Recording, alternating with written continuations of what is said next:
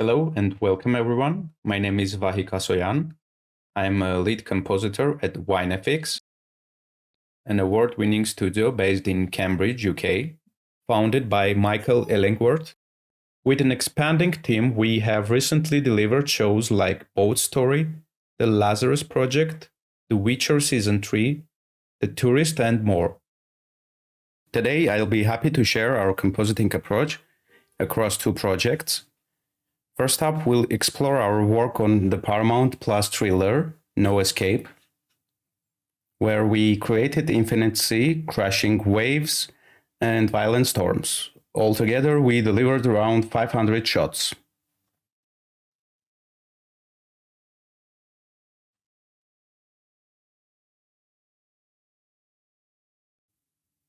And later, we'll explore the next project from BBC, Boat Story, on which Max joined us as a compositing supervisor and played a crucial role in shaping the final look.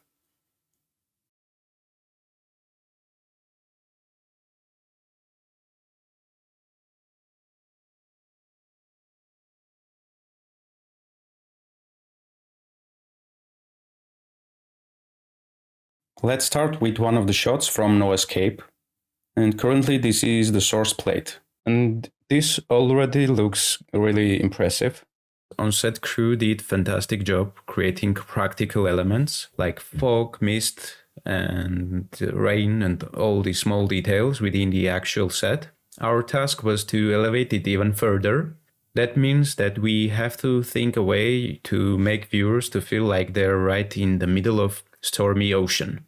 Let's check a few frames to have a better understanding of before and after. Creating a convincing VFX storm effect is no small effort. Beyond the technical challenges, we must seamlessly integrate all elements to achieve a result that will also mirror practical effects. This involves not only matching the colors of the added layers, but also ensuring that every component is positioned correctly relative to the camera. If we overlook the distance or speed of any specific element, it could compromise the entire shot.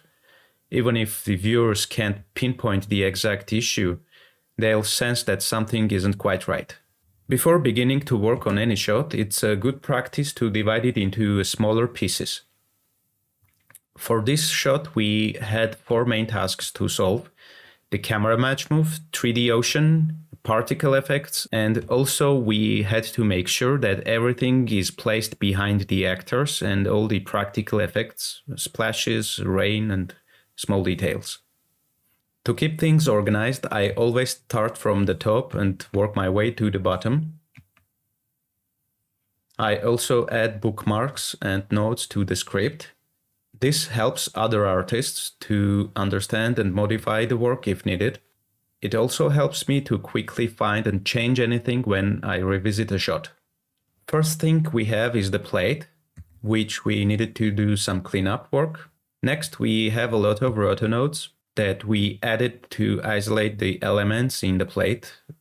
I like to keep all the rotos in one place, so I can easily find and adjust them. This also makes sure that all the changes are applied throughout the script. We are using Houdini for all the FX and CG ocean, and in early tests we also used Nuke particles for rain and liked it, so we kept it and mixed it with the Houdini particles for some shots. I will explain more about this later. We have these main units where we combine all the CG channels together, and after that we add it on top of the plate. As we have a lot of practical stuff going on, like splash, mist, foam, and rain, we had to come up with a solution to keep all of these details and also add our effects behind all of these elements and try to keep everything in balance. A combination of rotos and keyers helped to preserve all of the details from the set and add it back on top of our CG elements. We apply same technique of adding the elements throughout the script. We combine everything at the head unit Then we do final tweakings, and after that, we add everything on top of the plate. Next step was to add our actors and all the elements from the boat inside the fog and rain elements. And one of the issues was that we had no metadata inside the camera. So we had to come up with something to have a correct distance from the camera for the actors. So for that, we are using match moved camera, deep compositing. Also, we are using an image plane gizmo that you can find from Nukepedia. There are actually two gizmos. One is from Frank Reuter and the other one is from Riley Gray. For this case, I'm using image plane. The image plane gizmo is a straightforward concept. Think of it as a simple 3D card that is linked to a camera. And this gizmo comes with some handy controls. We can move our image plane closer or further away from the camera. We can choose a reference frame, and we can also make it move with the animated camera. This is our camera. It's moving across the sequence with some animation. And when we connect our 2D element, in this case it's our roto, and it can be any 2D element. We have roto of actor and of the both elements. We can set the reference frame, and it will stick to that frame which the camera is. So reference frame is connecting the camera animation on that current frame with the image plane. And when you move the camera, you can see that our image plane has moved and it's cropped because we are viewing it from another frame. But we don't want that. We want roto to be sync with our camera. So for that, we just use the frame expression. In this case, we have our image plane moving together with our camera. And we will also have control over the distance. And later we can add this to dip. So for dip from image, we tell that our image plane is, for example, 30 values away from the camera. This allows us to have more accurate placement of the rotos. And this is how we measure this distance. As we already had the boat geometry for other 3D tasks, we converted into simpler shapes for more efficient work within Nuke. And again, as we don't have any camera metadata, this allows us to control image plane distance from the camera, which we are comparing with the real plate. The same technique is being used for rain particles. This way we were able to have all our actors and both elements inside the rain and also keep background elements behind and foreground rain particles in front of our actors. For this particular shot, we are combining Houdini and Nuke particles. Let me show examples of how we used Nuke particles. We begin with adding cards. These cards are used as emitters for our rain particles. I added two types of rain, one for small particles and one for big. This is our match moved camera. Later we add the turbulence or any other particle effect that you want. And there is a trick for directional blur that I've learned and would like to share with you. Is besides applying forces like wind or directional speed to particles, you can also move the entire scene in the same direction as our actual plate is moving. This adds an extra touch of lifelike motion blur to rain particles. Later we have all the usual stuff, the grading, adding additional motion blur, and I would like to also highlight this part where we are adding plate colors back on top of the rain particles. For that we are using a combination of multiply and plus. So we take our plate, blur it, and depending from what effect we want to achieve, we increase the multiply by a value of 50 or whatever works better for your shot. And we multiply it with rain particles, added with plus operation. And these grades are helping us to tweak the before merge and after merge values. And this technique helps us to keep all the highlights and colors from the plate, and we are able to tweak it based on the plate. Let me turn this off and on to show you the difference. And also, as an extra detail, we use our particles to distort the light a bit, which is using rain particles to add small amount of distortion. For the last part, we are using dusk rain for regraining. We also have camera shake from Ben McEwan. For the main comp input, we are using camera shake with motion blur. And for the other inputs, we are using the same camera shake to keep same grain, but without the motion blur. Let me show you one trick regarding the degraining that helped us to remove a lot of small details from rain, and which allowed us to preserve those details and apply after regraining. We are using Neat Video's plugin to reduce noise, and I've seen a lot of artists use default auto setting to reduce grain.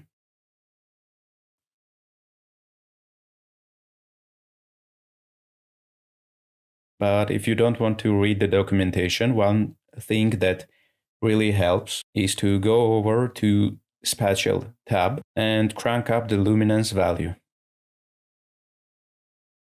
Of course, it would be great if you have an understanding of all of the knobs and values, and you can change it depending from your shot. But in this case, cranking up the luminance helped us. And let me show you what I mean. So this is the default, and this is with luminance cranked up. As you can see, the tweaking the luminance allowed us to remove much more noise, which later helped us to bring it all back. And now let's transition to our next project, Boat Story. Here we were able to apply all the knowledge we gained from No Escape, which featured stormy ocean scenes. Our task involved enhancing shots by adding ocean and FX like on previous project. And additionally, there were a few unique tasks which we had to add a CG boat and replace everything else with 2D elements. Our plan was to finish everything faster with pre-recorded plates of stormy ocean. While the idea was intriguing from a compositing standpoint, but it gradually became evident that we had limited control over the ocean's appearance. Because finding suitable 2D element proved challenging, we needed elements that aligned with our requirements, matched the angle, lighting, and storminess. However, after thorough research and effort, we successfully merged all the elements to achieve the desired result. This became this. Everything in here is 2D element except from the CG boat. And for this shot, we replaced everything with 2D elements and it became this one. So the ocean, the small rib, the water interactions, everything is 2D element, except from the CG boat, which is just a test. At the end, everything was replaced with 3D elements. So it became this one, except from the rib. We kept it because there was no point of changing it. It was already looking good, and we were able to transfer it to fully CG ocean. And the other shot, this one, became fully CG again. Now I will try to quickly show our two approaches, one for 3D and one for 2D. So let's start with the 2D. Let's proceed from top to bottom. Our DMP artist created the DMP for the sky, which we are match moving it back on the plate. After extensive review and few tests with ocean elements, we settled on the current version. Let me show you the source. After stabilizing ocean element, we fine-tuned it by applying various transform operations, including scaling and squishing. And eventually we achieved the result that closely aligned with our desired outcome. Similar to a previous task, we have broke down the shot to understand the elements that contribute to its realism. Notably, we focused on aspects like haze and fog.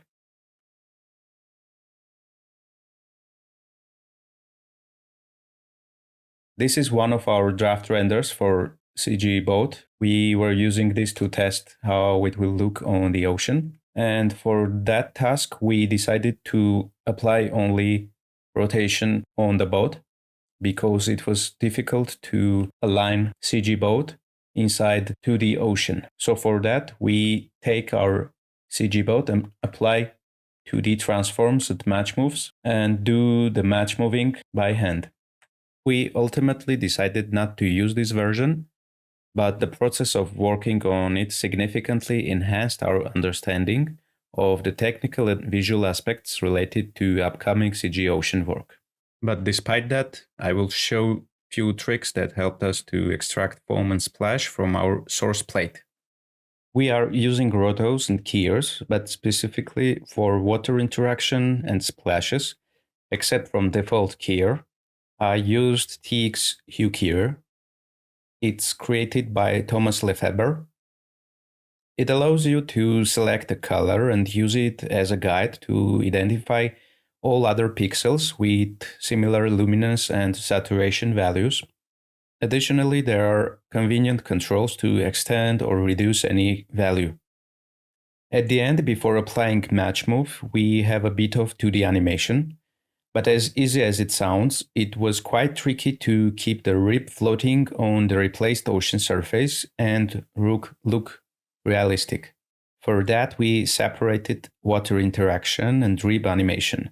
That way, we would have control over splashes and water trail separate from the rib.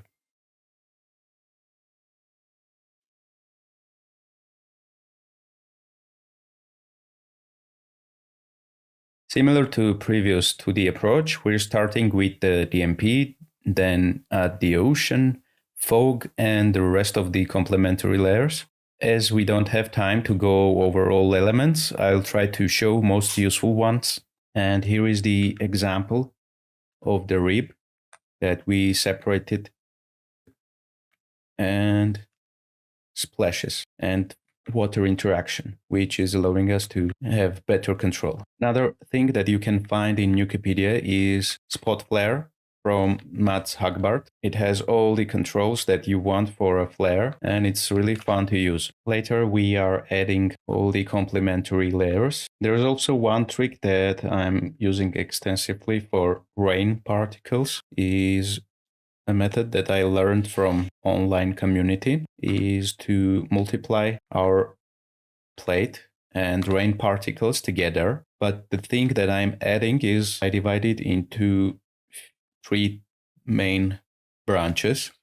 One is the overall big blur, and then I have 2 smaller blurs, which allows me to fake how highlights are affecting rain particles. Let me exaggerate this a bit. So we have rain particles, which then get multiplied with 3 types of blurred highlights from